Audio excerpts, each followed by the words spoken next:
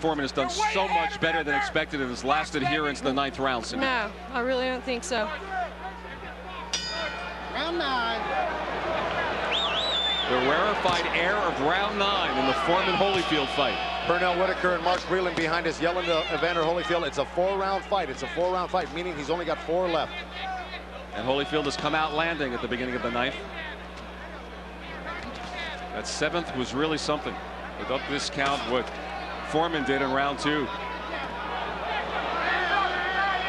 There's no question that Evander Holyfield has got one of the best chins in boxing. Quick left, crowd reacted as Holyfield went back. And here comes Foreman in on the ropes. And Holyfield hangs on, taking a brief respite. George going back to that jab, which he needs to do if he wants to get back into this fight big time. Or if he wants to win it, he's got to get busier.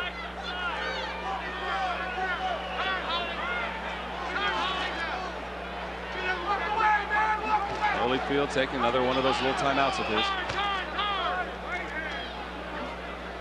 Both hands are free. Remember, almost all of Holyfield's knockouts have come early. Only 2 past the 8th round. And now Holyfield on the attack in round 9.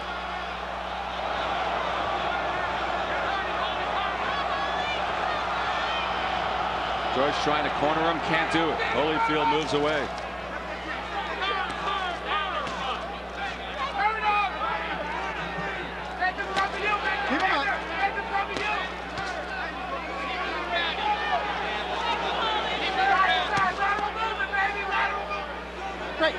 The Holyfield supporters behind us crying out for lateral movement on the part of Evander. Not much movement of any kind here. George has really slowed down this round. He's if he wants to get into this fight and take the crown from Evander Holyfield, he's going to have to step it up. Because right now, Evander Holyfield has his number. 3 more strong blows landed by Evander Holyfield. Foreman takes it and comes back for more. Resiliency of George Foreman is a major story here tonight.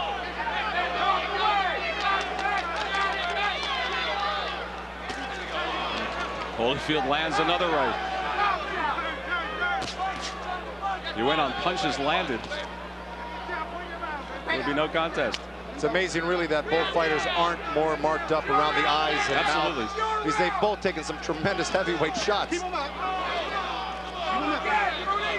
Well, he made and another, it's the 3rd time that Rudy Battle says something to Foreman about the low blows. Well, they're borderline. They aren't real flagrant low blows, so he's warning them instead of taking a point. Another quick combination from Holyfield. 2 pulls of right hand rock Foreman. He's out on Foreman right now. In trouble. Foreman, you cannot be saved by the bell. And Holyfield is all over Foreman. There's the bell, and Foreman stands and walks back to his corner. I think it's time for George Foreman to sit on that stool. Take a load off his feet.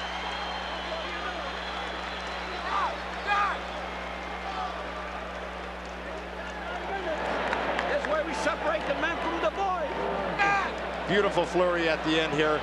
Counters over the jab with the right hand. Left hook, back with the right hand. How Foreman's holding himself up, I'll never know. Bang, right hand, 2 right hands over the ear. He just hit him with everything in the book. Right hand right over his jab. Foreman automatically drops his hands, and he's a sitting duck here for Holyfield's combinations now.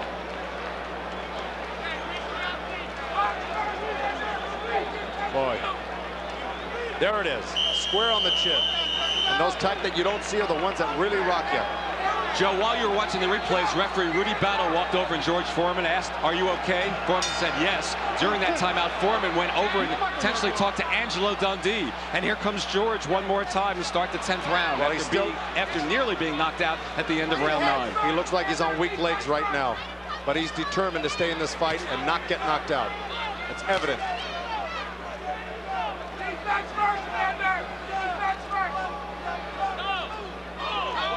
You start to think in terms of moral victories at this point, Joe? Well, at this point, yes, definitely for George Foreman. Nobody ever gave him this much credit that he did to be able to come this far with the punishment he's taken. Timeout called. I think they want to wrap Evander. Well, Put some tape on here. There's tape on the left glove that's loose of Evander Holyfield. Foreman was sent to a neutral corner to tape it up. Well, that certainly favors Foreman being able to take a little extra rest here. But the thing is that they're taking this timeout for about 1.5 inches of tape hanging off the glove, and they're concerned with that. And here Holyfield's taking all sorts of, or Foreman's taking all sorts of punches. The clock is supposed to stop when that happens. Foreman continues to fight. And Holyfield continues to land. Holyfield's hand speed has really been the difference in this fight. And another left from Holyfield, and two more. And you see Holyfield on fresh legs, still dancing, and George with that plodding style, and weakened a bit at the end of the 9th.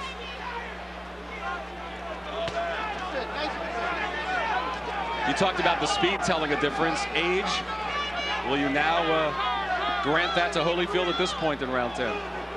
Well, you know, George Foreman had a lot more bounce and a lot more speed 10 years ago. The age has obviously caught up with him, but still, he's got enough to hang tough with the undisputed champ of the world. Oh, another. And they trade punches. Punch for punch. And Holyfield landed a strong right at the end of that flurry. And Foreman lands a combination.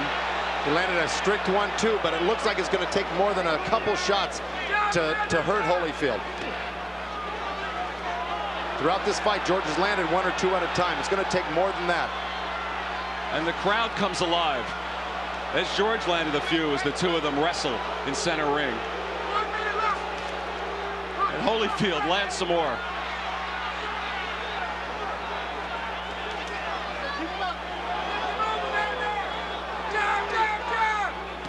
Oh, the jab looked like a right hand from Foreman. And Holyfield comes right back. Well, right now it looks like Holyfield is the one who's tiring out in this 10th round. Of course, he's thrown a lot more punches than George, but then again, George has taken quite a bit of punishment. It's amazing he's got this much stamina. The crowd booing when the two of them take those breathers up against each other. Foreman missing with the left.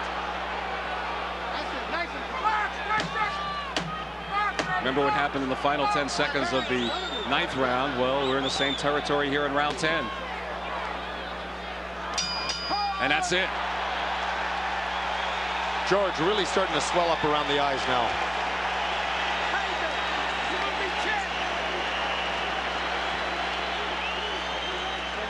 And let's check out Cindy Barton's scorecard. Cindy, how's it going now? Okay, Len, I have Holyfield winning right now, 96-94. But I have to say, I think for any of us officials, it'll probably be one of the most difficult fights that we'd ever have to score. Every round has been power-packed, but I believe that the speed is more right now with Holyfield than in Foreman.